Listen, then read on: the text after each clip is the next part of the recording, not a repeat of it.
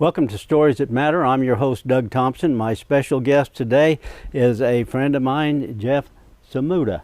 And Jeff is the Secretary of Corrections for the state of Kansas. And Jeff, thank you so much for coming out. Thank you, Doug. Thanks for having me. Oh, it's a pleasure. And we're talking about prison, and you're in charge of all of the prison throughout the state of Kansas. And first off, how's that going for you? Yeah, we're doing well. We're doing well. You know, we struggled a little bit during the pandemic, as so many people did, and that was a bit of a struggle. And then right behind the pandemic, we've had a bunch of staffing shortages, which have really been a challenge for us. But we're coming out of all that, and we're getting back to making things better and moving forward, and really excited about what the future holds for us. Well, I'm excited for it too, because I get to, I'm on the part of the group at Ellsworth, at the prison in Ellsworth, Spiritual Life Center it's called, and the chaplain's out there, and it's so nice to see how these offenders are coming into that, in essence, a church within the walls of the prison, but it's not a church, it's a Spiritual Life Center, and to see how they have changed their lives, and it's just fantastic. And so I kind of wanted to talk to you about some of this with the Secretary of Corrections, because you've got a lot of responsibilities. How many prison facilities are you in charge of? In Kansas, the state operates 8 adult correctional facilities, and we have 1 juvenile correctional facility. Okay. And you're based out of Topeka? Based out of Topeka, yes. And you came into Kansas from the great state of Idaho? I came from Idaho. I did. I served in the Idaho Department of Corrections for 30 plus years, and was fortunate enough to have the opportunity to come here and lead what we're doing here in Kansas Department of Corrections, and I really feel blessed and thankful for that. Well, and we're blessed and thankful that you've come into it, because you brought a philosophy in that I think is just working very, very well for the offenders and those who are involved in this. And I am so impressed with when I go out to the prison and I see whether it's the guard that's bringing you in, or the chaplains and others who are involved, and the love that they have for those offenders who are there and have in the process of changing their lives over. And that's the key.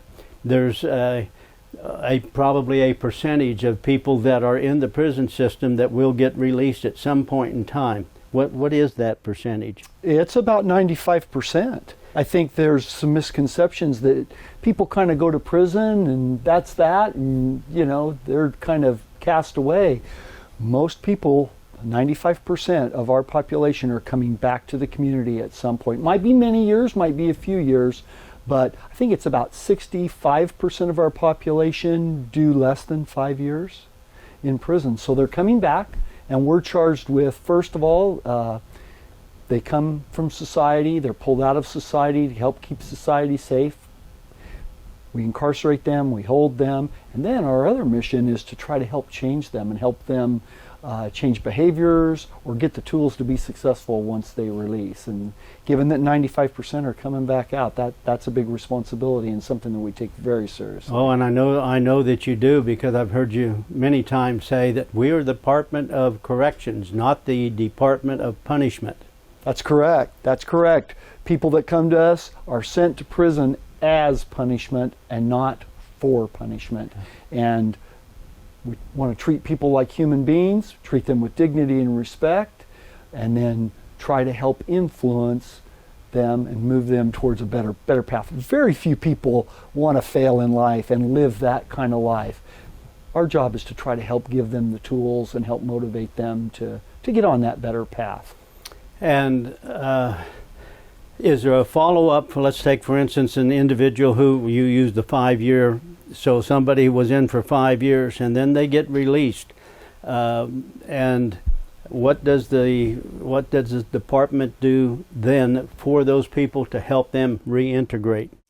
Yeah, that's a great question. Really, I like to say that reentry begins on entry into the system. So they come into the system, they're assessed. We do a medical assessment, mental health assessment, but then we also assess what's their educational needs might be, what kind of workforce training do they have, what kind of thinking skills do they have? And so those assessments tell us these are the things we need to do to help that person. So we start working on those things before the person's released. If, for instance, if they have an educational need, we'll maybe get them their GED or get them into some post-secondary education where they can either get an associate's degree or maybe they can get a vocational certification that could be used to get a job. That job upon release, a good job, is a big factor for success. And then after meet some of those needs, then we try to get them into a work training opportunity. We have a number of great private industry partners who are looking for a workforce, and our folks can go and work with them, earn some money, get some skills, learn what it's like to work at a regular job every day, and then so by the time they're ready to release, they've got some skills, they've got some knowledge, and then maybe they've also got some money to help with rent or transportation or those types of things. So that's kind of what we do to prepare them and help them be successful when they release. Okay, all right. Jeff, we're going to cut away, take a break. We'll be right back. You're watching Stories That Matter.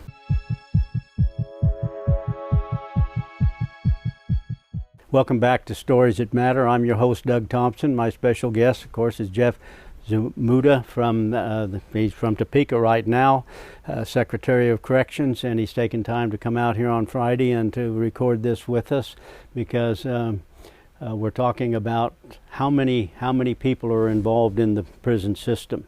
I'm not talking about those working there. I'll ask that number in a second, but in regards to offenders, how many people are in prison across the state? Today in Kansas, we have about 9,000 adults and about roughly 150 youth that are incarcerated with us. And the staff for all of the Secretary of Corrections, numbers about how many guards and et cetera? Yeah, all of our staff, whether it be our correctional officers or our counselors or our maintenance personnel, admin support staff, and all between about 3,400 staff. Wow.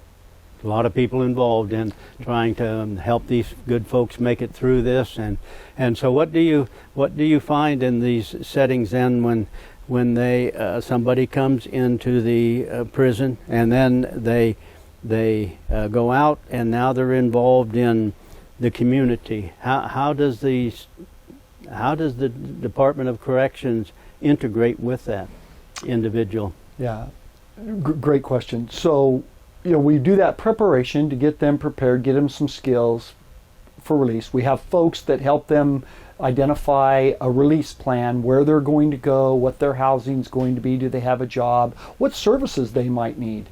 That might mean follow-up for their, if they have a drug or alcohol addiction, they need to go be in groups to help them with that, or whether they have some mental health needs and need medication or treatment for that. So we'll identify all that, and then when they release, typically they release under supervision. We have parole staff in the Department of Corrections, and they'll release and be supervised. They'll have a parole officer who works with them to help them make sure they're staying on track, make sure they're meeting their commitment to their supervision conditions, and then really help them navigate the real world and all the challenges that come at it. A lot comes at folks who are releasing from prison, especially if they've been in prison for quite a while. The world changes, and there's a lot coming at them, and our staff in parole do a great job of helping them understand what's going on, help them find ways around the barricades, and kind of help navigate and guide them.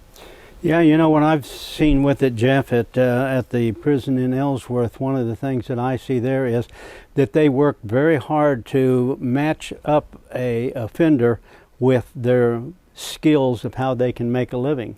So it may be a situation, how are you gifted? Well, I'm gifted, I think I could do woodworking, or I could do metal, or some other task, and then maybe for the first time in their life they begin to work at something that they truly are excited to be involved with, and they're naturally gifted with it.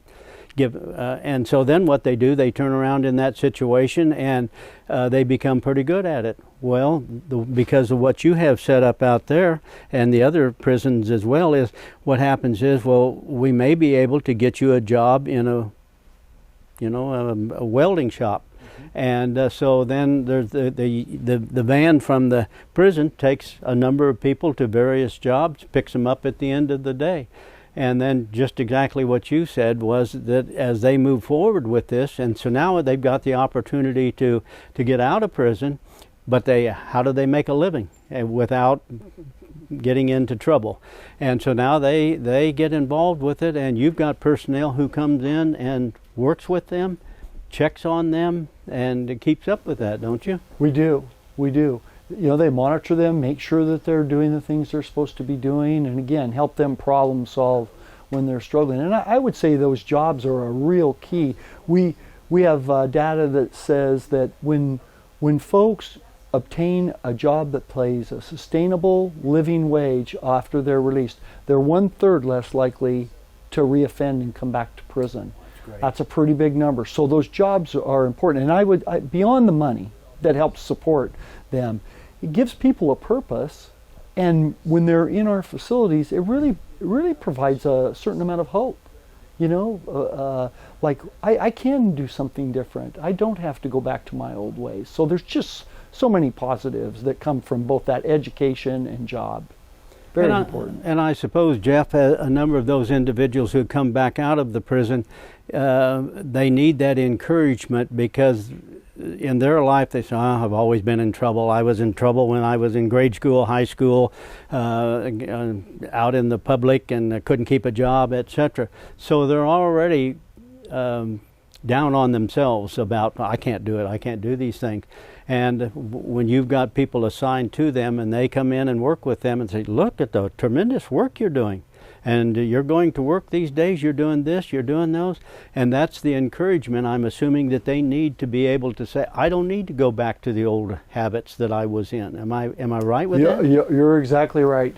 If we think back to when we were growing up, and think about either, hopefully it was your parents, but maybe it was a teacher, or it was a coach, or someone in your life that provided encouragement and saying, I know you can do this, and look at how talented you are, and you're doing a great job at this. Just those moments are in my mind from when I was younger, and how much it meant to me and how much it inspired me to move forward. These folks are no different. No different. And you're right. I can think back of, coaches when I played sports and such, why they would say, you can do this, you can do this. And, it gives you the courage to, yes, I can do this, and I can do it well. And pretty soon I'm a mess from the other direction. I'm too much overconfident. Yeah. No, yeah, it's important. It's important to have someone take an interest in you and provide some encouragement and provide some tools. And I think when all that comes together, not in every instance, but in many instances, it can really lead to the success for these folks. And you have the staff that can do that can go out, knock on the door on a Friday and say, how'd your week go here? And you have that staff, don't you? Whether they're volunteers or paid. Well, yeah, we have the staff, those parole officers, they're touching base with them, whether it's by phone or maybe meeting with them at their home or their office. And then we also have mentors that we have a mentoring program where folks from the community that volunteer will pair them up with one of our residents who's going to be releasing in a year or so. And then there's a connection when that person releases. They've got somebody out in the community that they already know, someone that can maybe bring them into their social circles, whether that be into their church or into the club that they're a member of, and just kind of help that person be supported and feel like they're part of the community. Well, I appreciate what you're doing there. So we're going to cut away, take a break. We'll be right back. You're watching Stories That Matter.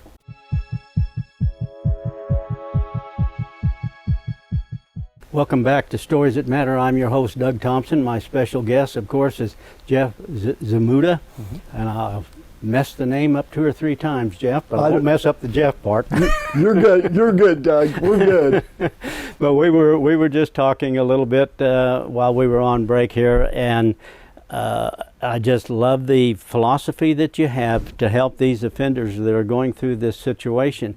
And here's what I see in my connections with Ellsworth, out at the prison in Ellsworth. Now, I don't get to see all of the people that are there. There's, depending on the time of the year, there may be 1,000 people in there, almost that many.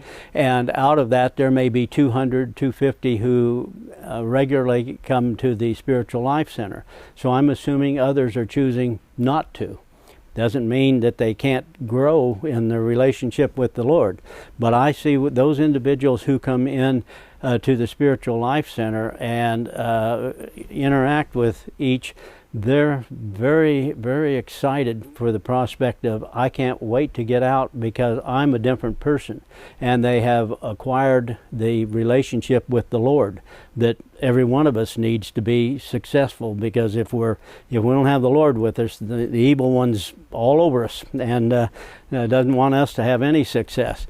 And so what I see out there is when they get out of the prison, at least in our area, I see them coming into the same churches, coming in, and many times they come in and now they're in a situation, they get up and speak and say, here's what I was, and here's how I got to be that way.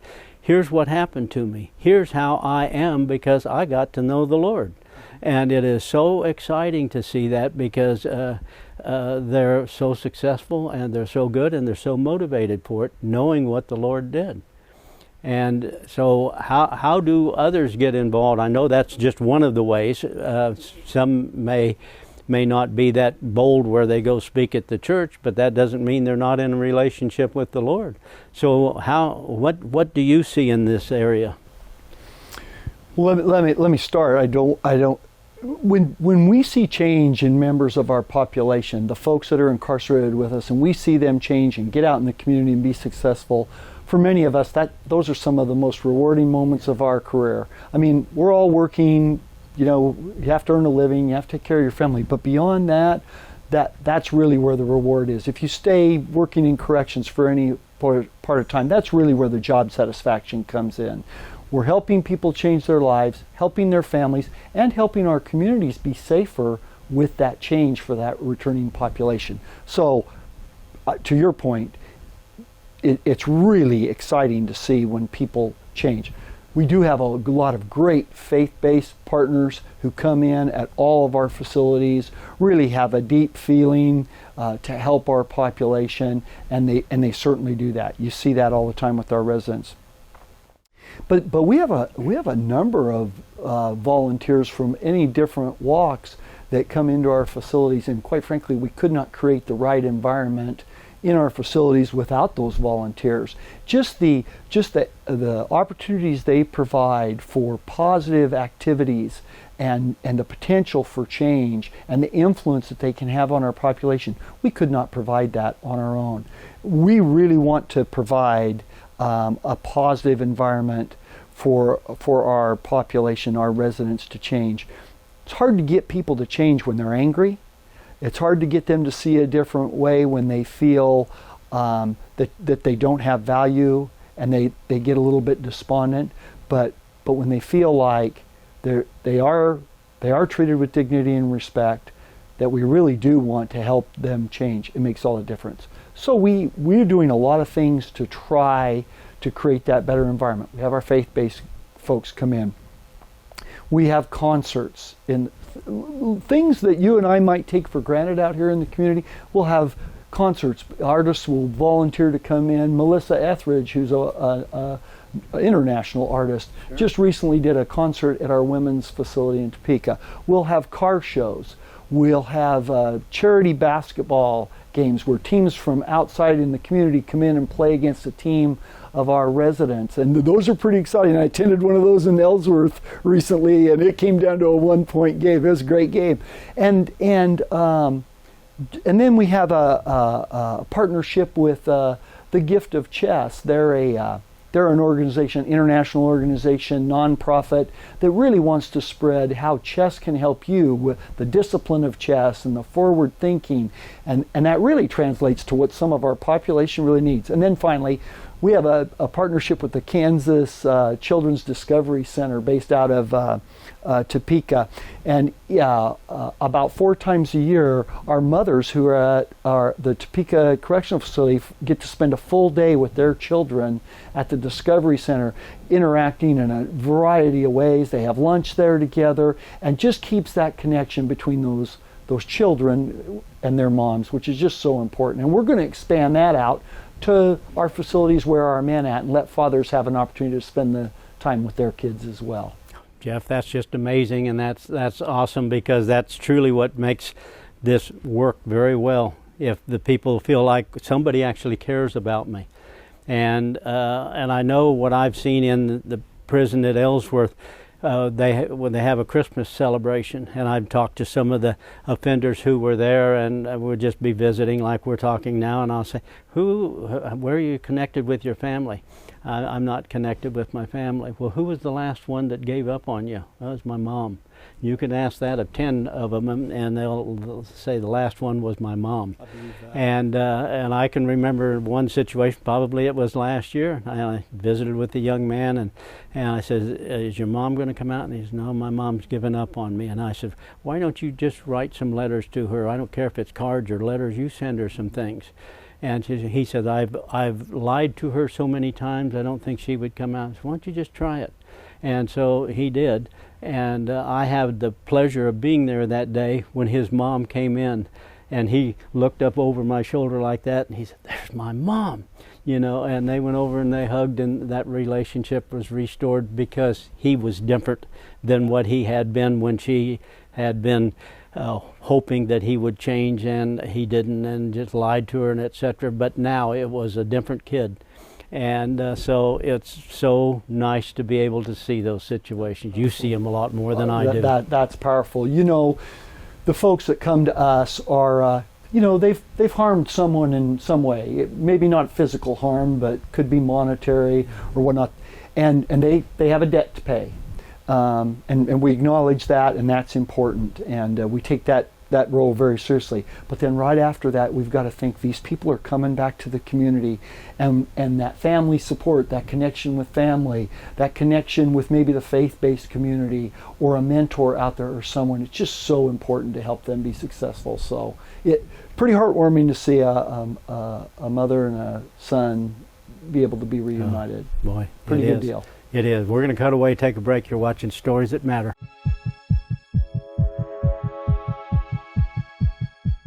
Welcome back to Stories That Matter. I'm your host, Doug Thompson, and you've obviously been watching Jeff. And Jeff, thank you. Thank you so much for being the Secretary of Corrections for the state of Kansas. Thank you for so much of your time that you're giving above and beyond, and how you have put this team together to be able to reach out to all of these people. And it's absolutely exciting to be able to see it, because I get to see the people in Ellsworth, and it is exciting what you are doing. Jeff, thank you so much. Thank you, Doug, and thank you for all you do. Been a pleasure to be here with you today. Thank you. God bless you. Thanks for watching. See you next time.